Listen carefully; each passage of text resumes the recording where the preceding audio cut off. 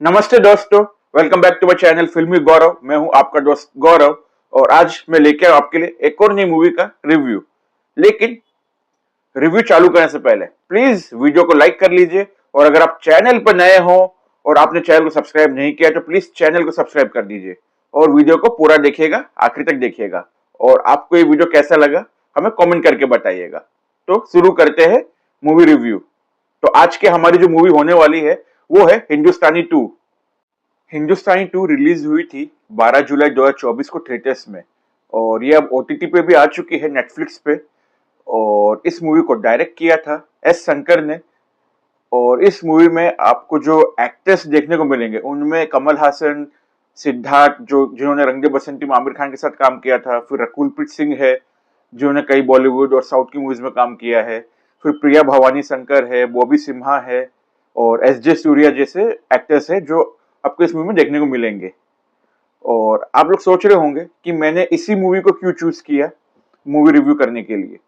तो इसका रीजन एक बहुत सिंपल सा है कि जब हिंदुस्तानी 1 आई थी 1996 में, तभी मैं स्कूल डेज में था, मेरे स्कूल डेज थे और उस टाइम पे मैंने ये मूवी देखी थी और ये मूवी एक कल्ट क्लासिक तो थी और मेरी भी एक पर्सनल फेवरेट मूवीज की लिस्ट में इस मूवी का नाम जुड़ गया था।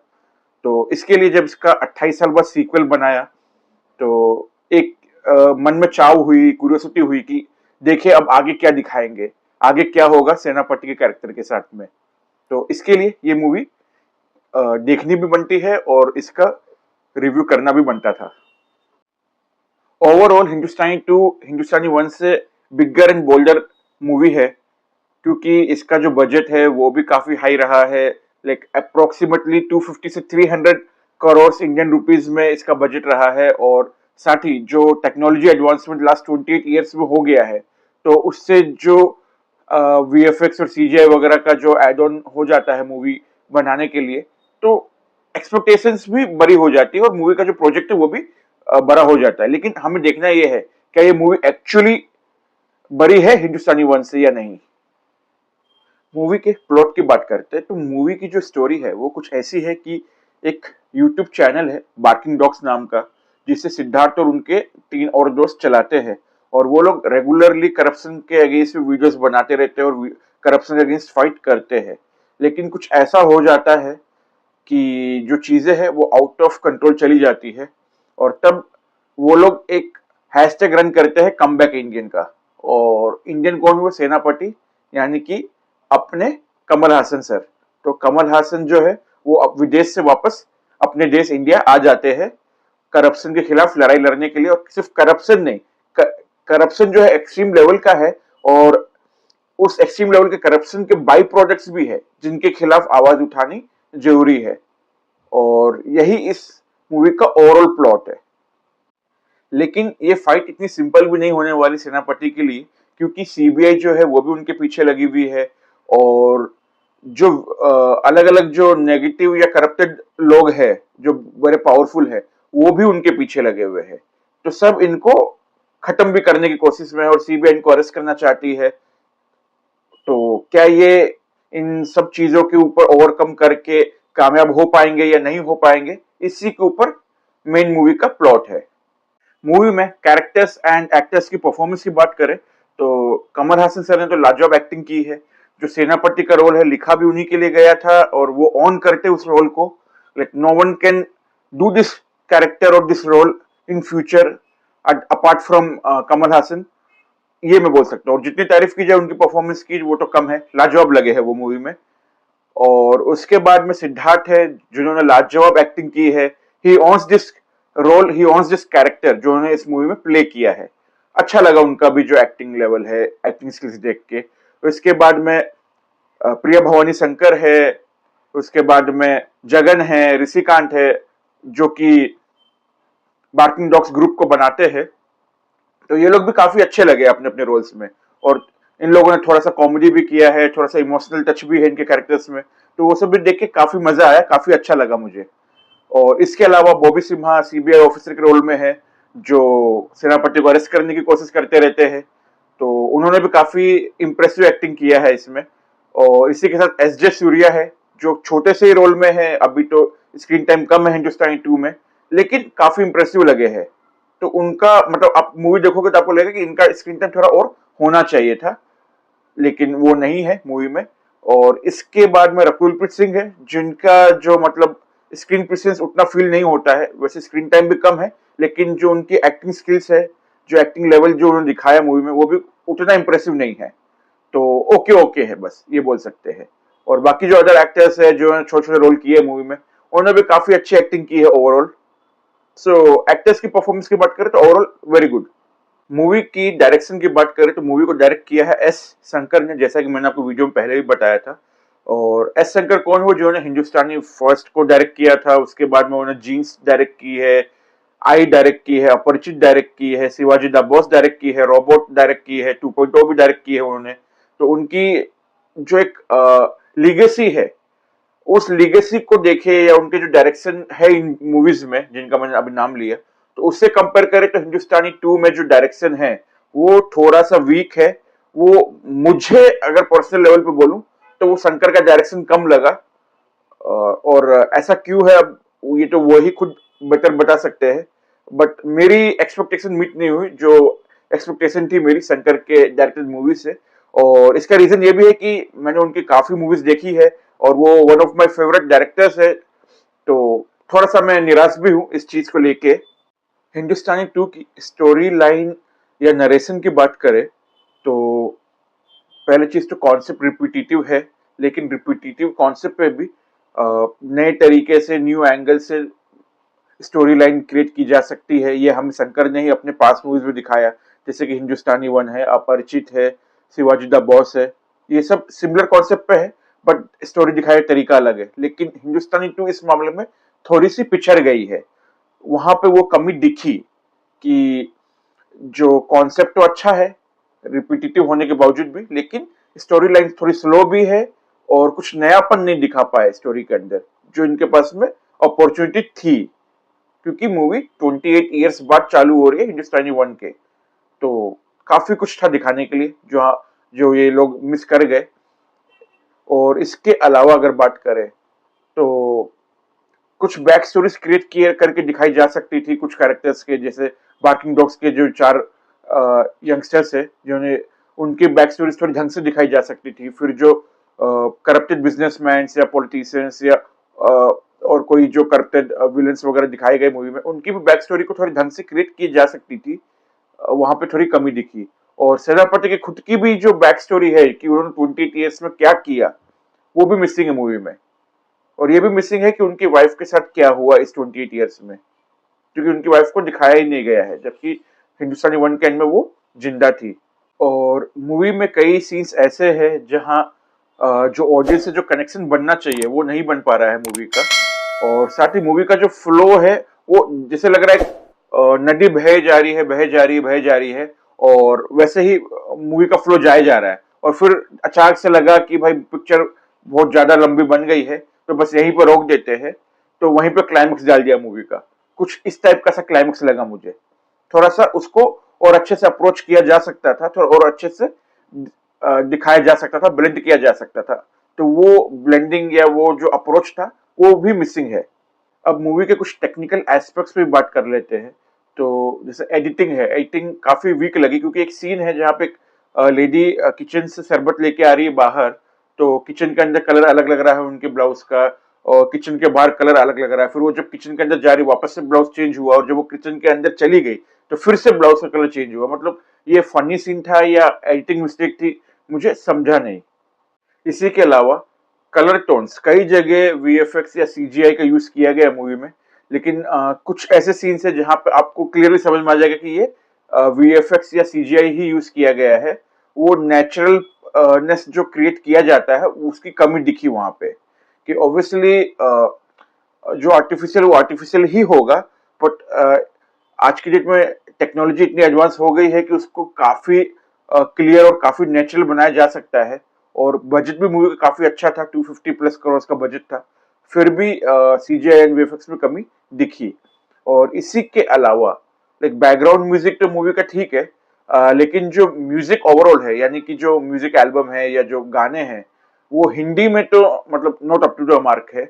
क्योंकि हिंदुस्तानी 1 जो थी उस वो हिंदी में म्यूजिकली भी काफी बड़ी हिट थी। तो यहाँ पे भी जो है एक ये कमी सामने आई है मूवी की। मूवी में एक और जो कमी दिखी है वो है अंडर यूटिलाइजेशन ऑफ एक्टर्स। कई एक्टर्स जैसे कि गुलशन ग्रोवर, ब्रह्मानंदम, उसके बाद में एस जे सूर्या और इवन पीयूष मिश्रा, अखिलेंद्र मिश्रा, जाकिर हुसैन जैसे एक्टर्स है मूवी में, लेकिन उनको सही से यूज नहीं कर पाए हैं डायरेक्टर। जो इनकी एक्टिंग एबिलिटी है, जो इनकी स्किल्स है, उन सबको इस मूवी में तो सही से यूज नहीं कर पाए हैं। और कुछ कैरेक्टर्स शायद से हमें वापस से हिंदुस्तानी 3 में देखने को मिले, और तब पता चलेगा कि इनका यूटिलाइजेशन उस मूवी में कैसा गया है।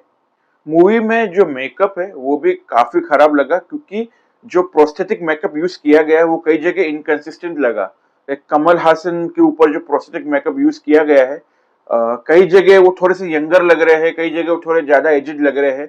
वो कंसिस्टेंसी नहीं दिख रही है उनके लुक में। तो हो सकता है मे भी वो गेटअप चेंज हो रहा है उसके वजह से भी हो, बट मुझे वो इनकंसिस्टेंसी दिखी वहां पे।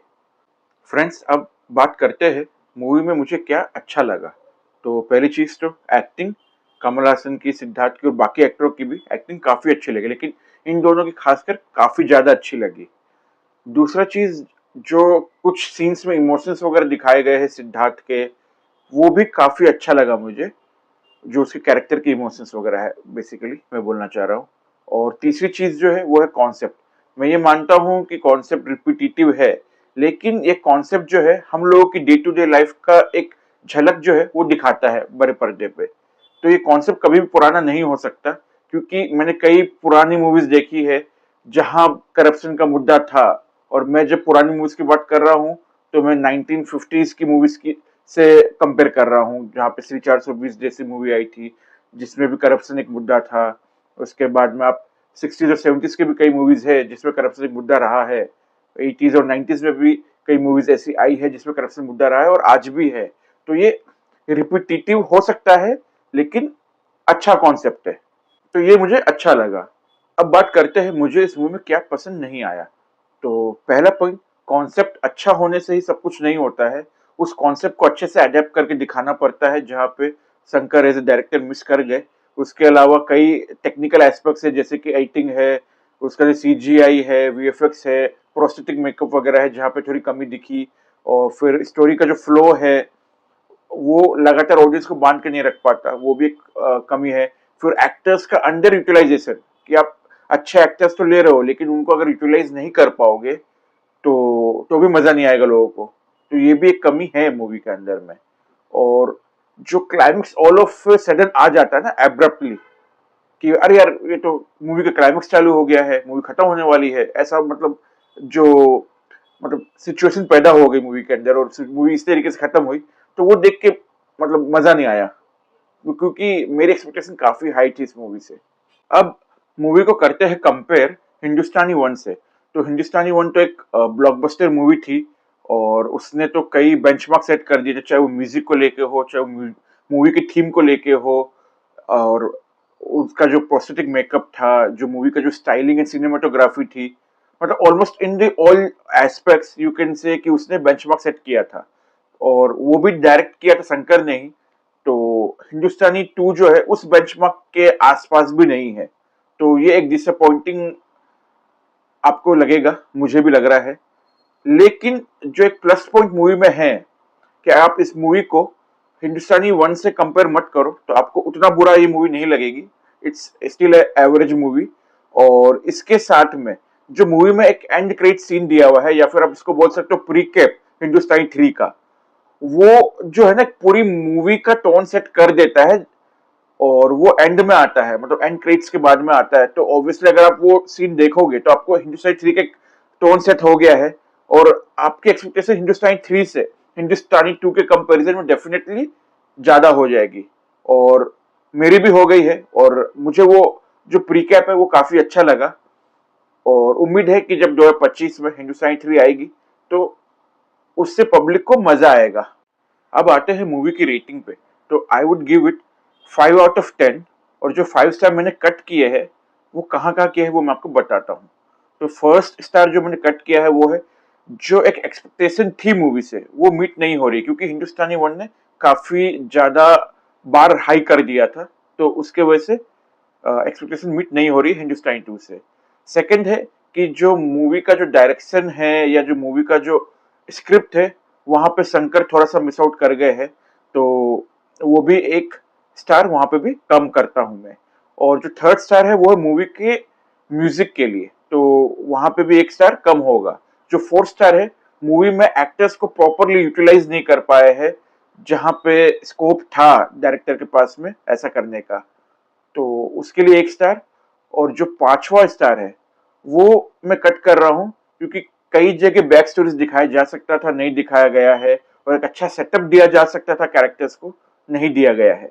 दोस्तों, ये तो ही मूवी की रेटिंग की बात। और एक और बात मैं इस मूवी से जुड़ी बताना चाहूंगा कि कई एक्टर्स जो इस मूवी में काम कर रहे थे, उनकी डेथ हो गई थी मूवी रिलीज होने से पहले ही, लेकिन फिर भी उनके कैरेक्टर्स को रिप्लेस नहीं करके सीजीआई के थ्रू उन कैरेक्टर्स को दिखाया गया है मूवी में, जो कि मुझे काफी एक जो होनेस्ट अटेम्प्ट लगा है शंकर एंड टीम द्वारा ऐसा करने के लिए। So I would like to give a thumbs up for this thing to them. और इसी के साथ ही मैं इस रिव्यू को यहीं पर एंड करता हूं। तो आपको ये रिव्यू कैसा लगा हमें प्लीज कमेंट करके बताइए, और आपको ये मूवी कैसी लगी अगर आपने देखी है तो वो भी कमेंट करके बताइएगा। और अगर आपने मूवी नहीं देखी है तो आप नेटफ्लिक्स पे इस मूवी को देख सकते हो, और आप कमेंट कर सकते हो मूवी देखने के बाद भी कि आपको ये कैसा लगा हिंदुस्तानी टू। और साथ ही वीडियो पसंद आई हो, हमारी मेहनत पसंद आई हो, तो प्लीज वीडियो को लाइक करें और शेयर करें आगे अपने फ्रेंड्स एंड फैमिली के साथ में। और अगर चैनल को सब्सक्राइब नहीं किया तो प्लीज फिल्मी गौरव चैनल को सब्सक्राइब कर दें। और अब इस वीडियो को मैं यहीं पर एंड करता हूँ, लेकिन एंड करने से पहले मैं सोच रहा हूँ जो नेक्स्ट मूवी रिव्यू है किस मूवी पे बनाऊं। तो मेरे दिमाग में दो मूवीज है, एक है महाराजा और दूसरी है कल की 2898 एडी। तो आप प्लीज कमेंट करके बताइएगा कि आप किस मूवी का रिव्यू पहले देखना चाहते हो। तब तक के लिए खुश रहिए, मस्त रहिए। जय हिंद, जय भारत। सी यू सून, सायोनारा।